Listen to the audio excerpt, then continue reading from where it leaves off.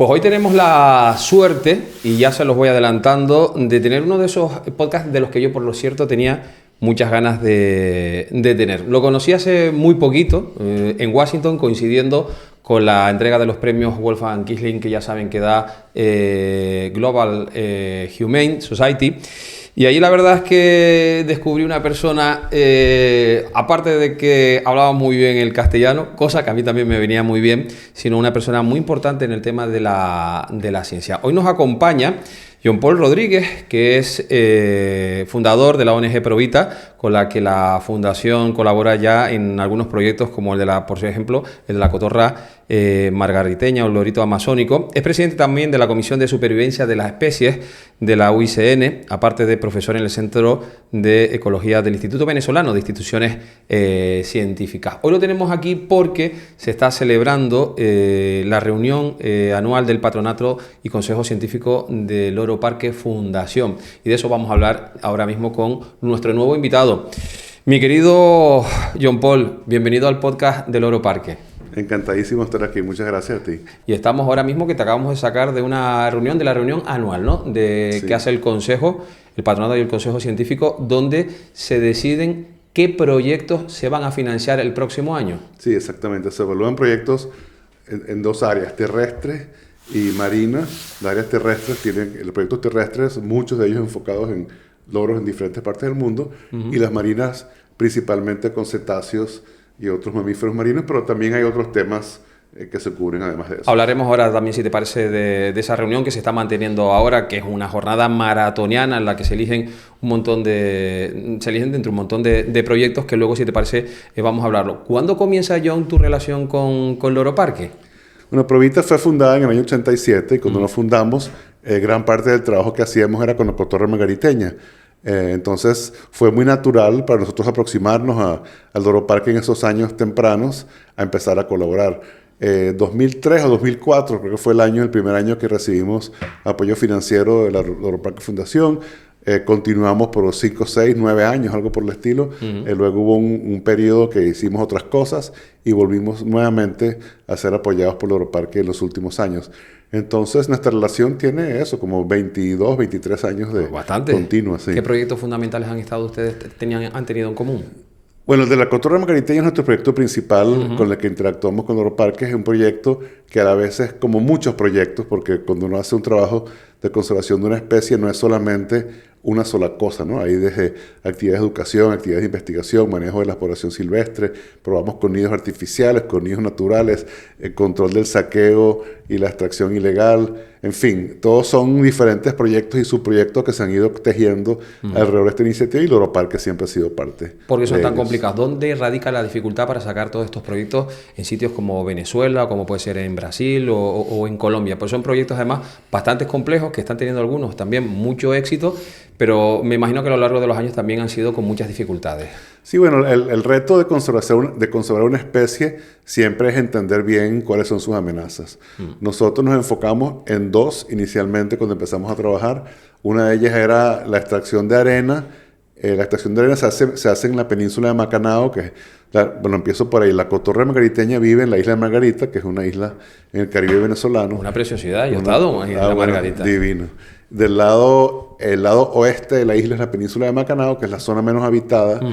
Y ahí la actividad económica principal son dos, la pesca y la extracción de arena. La arena se extrae de las quebradas donde están los árboles, donde las cotorras hacen sus nidos. Entonces extraen la arena, remueven toda la vegetación y el efecto, te imaginarás, es devastador. Es como transformar una quebrada llena de árboles grandes en una superficie lunar.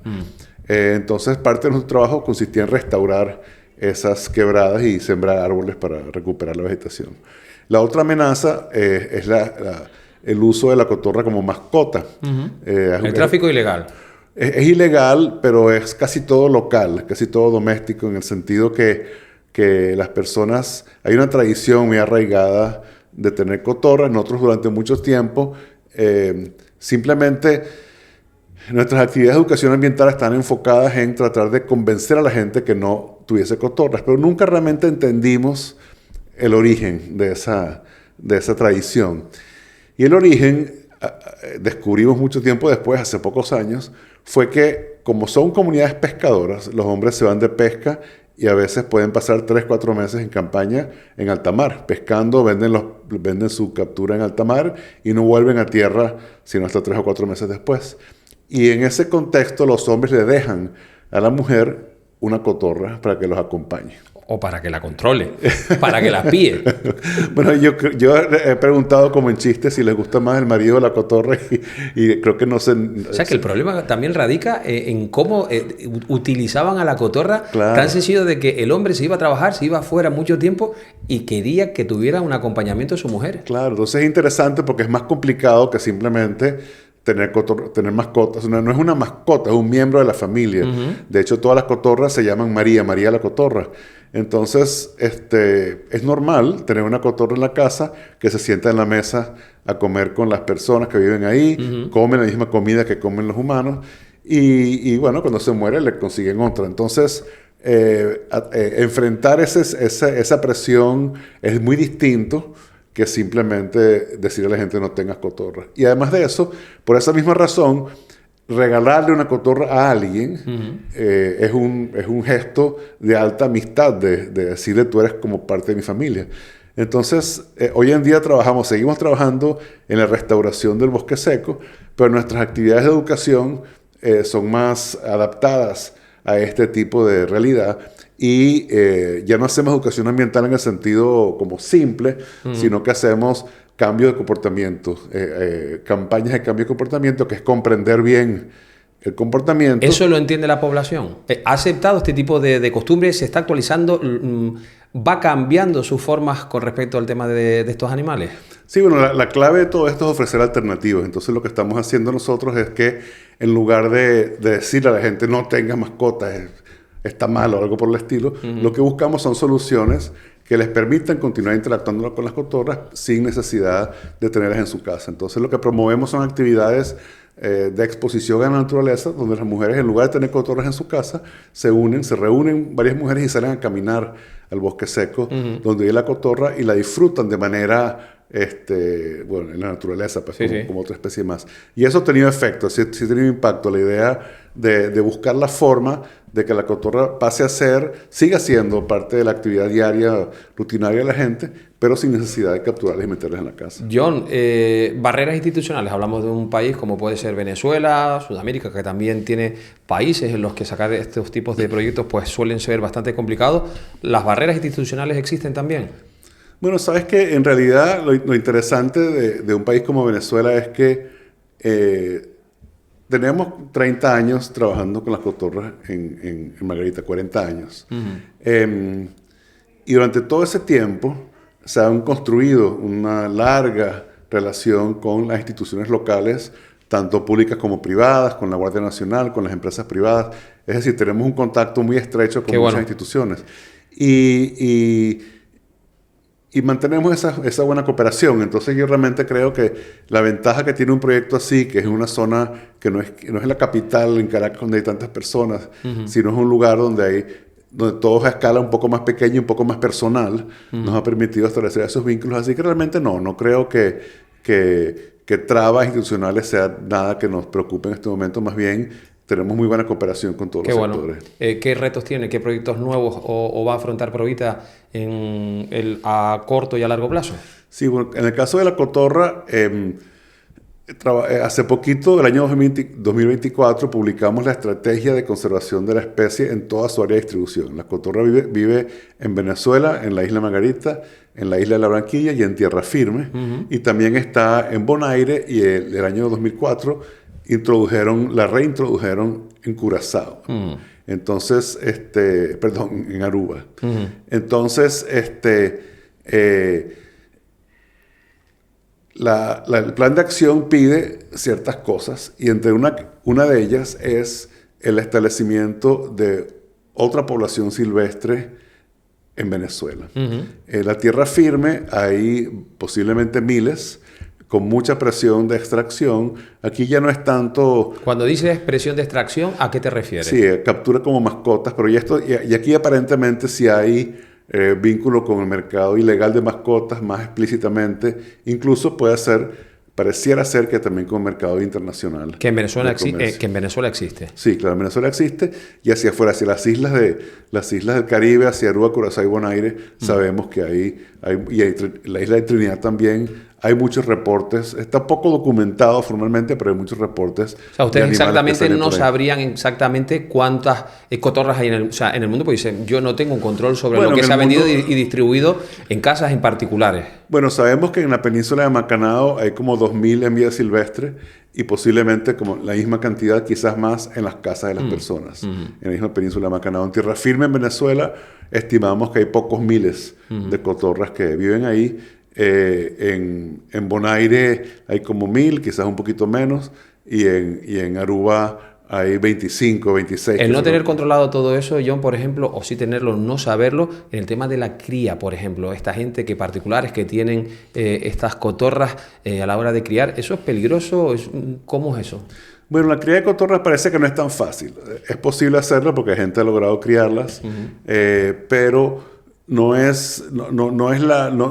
entre los loros pareciera ser no los más productivos. Y hoy conversábamos de esto justamente con los compañeros aquí del Loro Parque, que hay hasta experiencias que las interacciones entre ellos no siempre son amistosas entre el par de cotorras en la jaula, y que a veces pueden ser más bien agresivas unas con las otras. Entonces, no es una... Y anidan en troncos de árboles, entonces el nido que uno les proporciona tiene que ser adecuado. No es imposible de hacer porque gente lo ha logrado, pero no parece ser que es uno de los más fáciles de criar. Bueno, eso en cuanto a la actividad que tienes en Provita.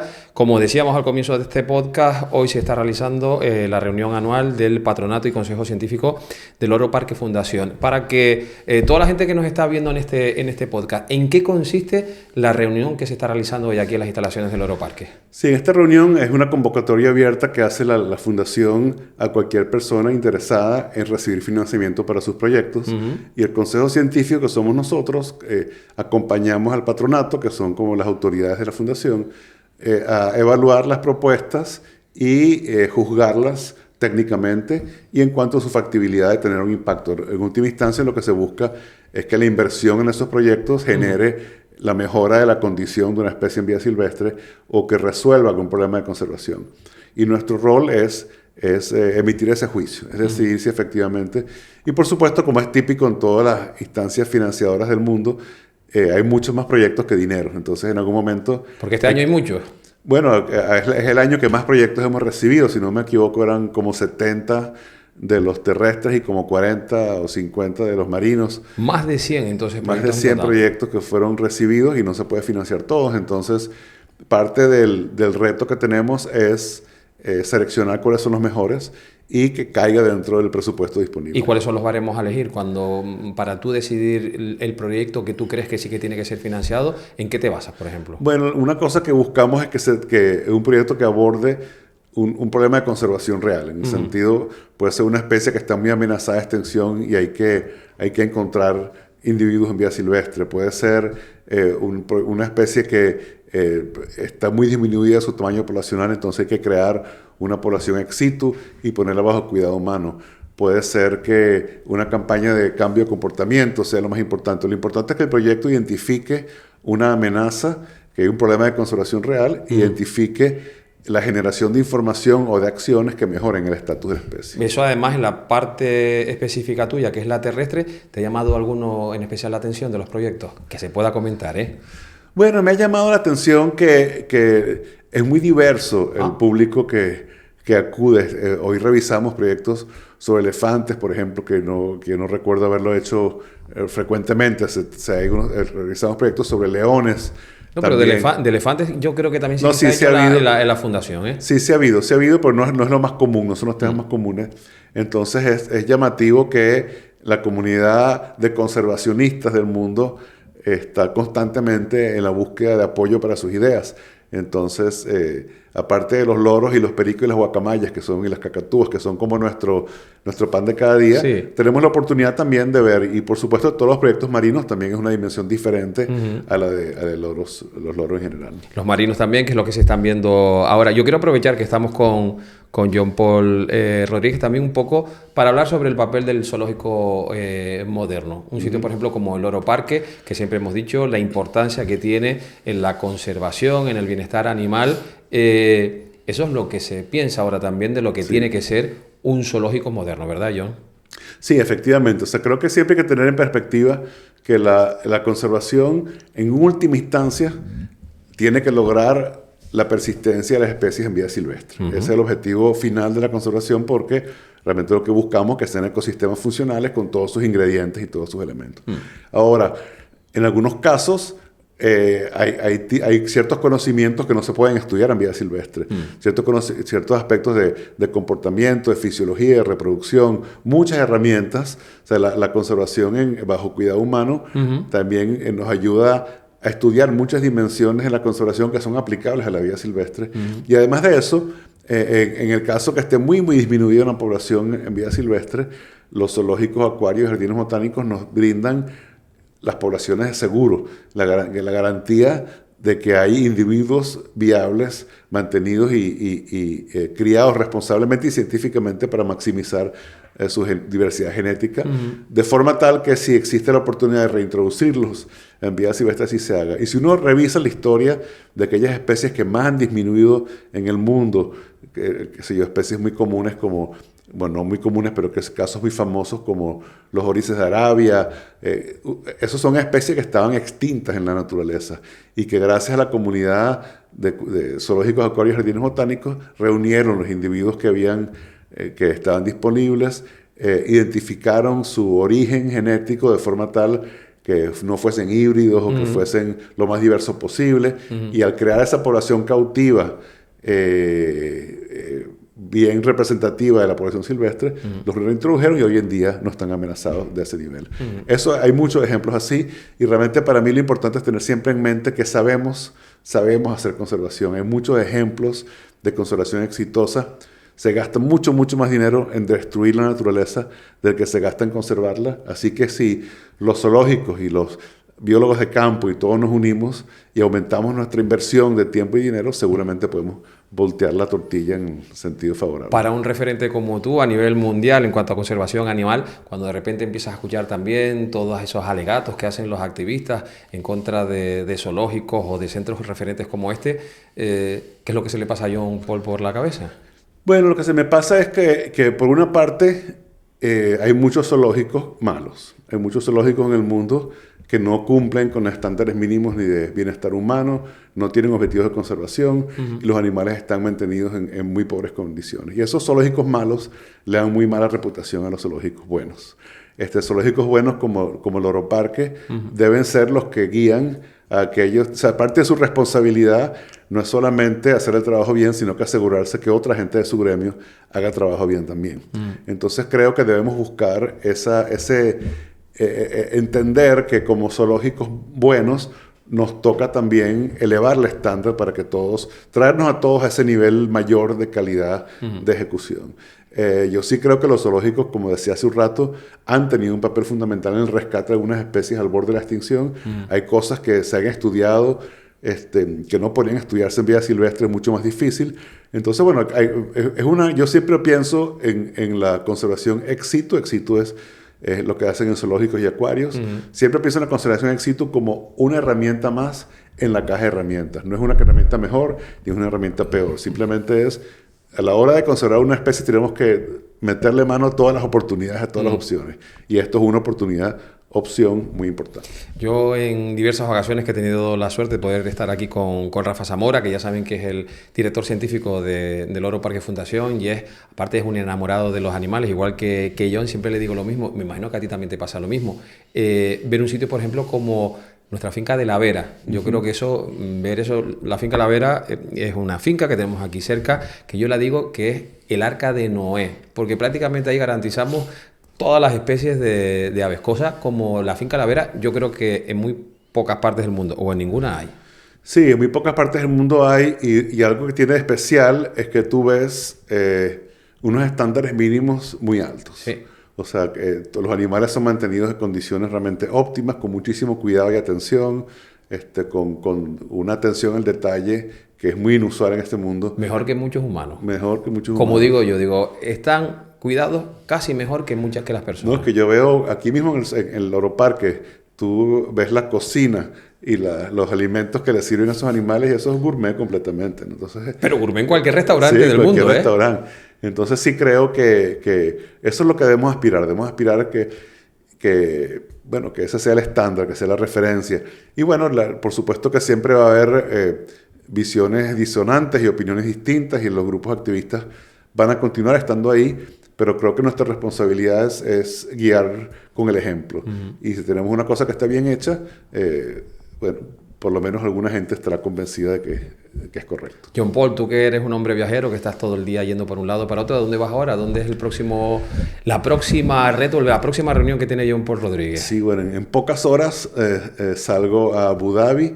Va a ser el Congreso Mundial de la Naturaleza para la Naturaleza, que es como las Olimpiadas de la Conservación de UICN. Cada 4 años toda la membresía se reúne a planificar los próximos 4 años.